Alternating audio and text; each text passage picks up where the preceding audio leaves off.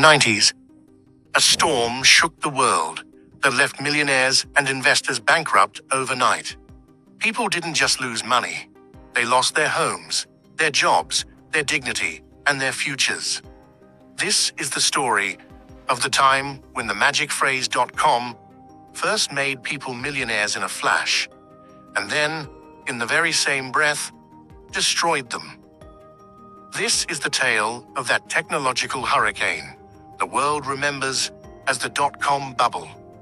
But if you look closely, you'll see that in 2025, a very similar storm seems to be forming again. Welcome back to Zim Voice Videos. Viewers, every great revolution starts with a small spark. The spark for the .com bubble was a computer program called Mosaic. In 1993, the internet was still a dull place. Only text-based browsers existed. Mosaic changed everything. It became the first web browser that displayed pictures along with text. It was the first spark that made the internet come alive. Suddenly, lifeless pages turned colorful.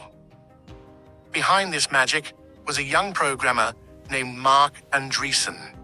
He and his team knew they had created something massive. They launched a company called Netscape. In August 1995, Netscape shook Wall Street and the global markets. They decided to sell their company's shares to the public through an IPO, an initial public offering. At first, each share was priced at $28. But when the market opened, Netscape's stock shot up to $75 and closed at $58. A company that wasn't even making solid profits was suddenly valued at $2.90 billion, all because of one browser. It wasn't just Netscape's victory. Anyone who bought shares at $28 saw their money double in a single day. Oh, for investors across the globe, this was a signal. If a company had .com in its name, its valuation could shoot to the skies, even if it wasn't profitable. That's how a new belief was born. Profit is optional, growth is king. And so began the .com gold rush. Venture capitalists started pouring blind money into anything with .com at the end. Someone launched Pets.com to sell pet toys. Others started Boo.com for online fashion, e-toys.com, and even Webvan.com for grocery deliveries. Between 1998 and 1999 alone, more than 450 companies launched IPOs. Most of them were .coms, and their stock prices often soared 80-90% on the very first day. Ordinary people with no knowledge of the stock market put their life savings into .com stocks, believing they too would get rich. This frenzy was so wild that Alan Greenspan, chairman of the US Federal Reserve, famously called it irrational exuberance. He warned that greed had inflated the market like a balloon that could burst at any moment. But investors laughed it off. FOMO, fear of missing out, was too powerful. .com CEOs started behaving like rock stars. Boo.com burned $188 million in just 6 months on parties and luxury. Another startup spent millions hosting concerts in Las Vegas. Many companies had no real business model.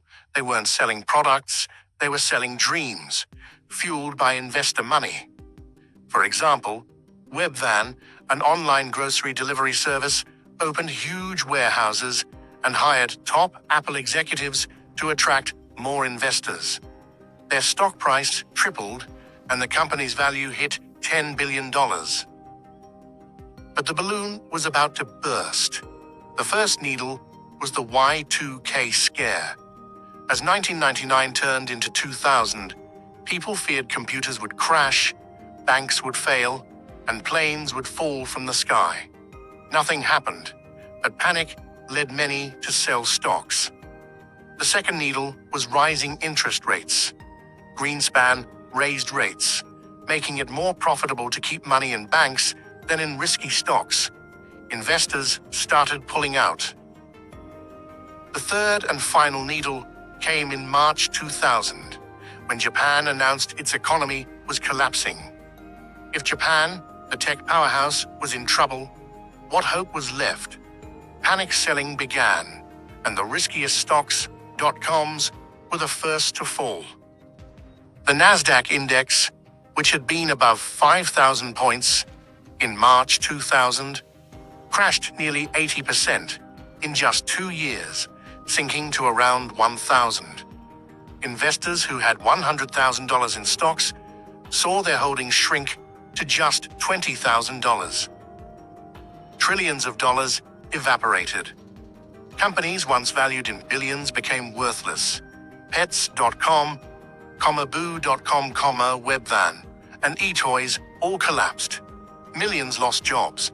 People who thought they were geniuses now hid their faces in shame.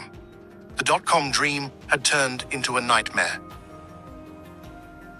Yet from the ashes, some survivors emerged. Companies like Amazon, Google, eBay, and Apple.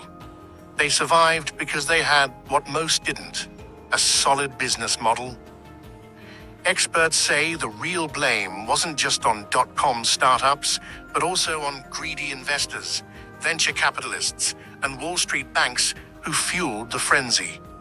The dot-com bubble remains one of the greatest lessons in internet history. Technology may be revolutionary, but the basic rules of business never change. And yet, 25 years later, it seems the world hasn't learned. In 2025, new technologies like crypto and AI are showing the same signs.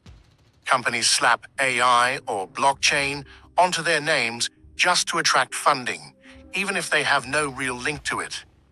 A recent example is Builder.ai. In 2023, it hosted a luxury launch party in Vietnam, claiming its AI could build apps with no coding.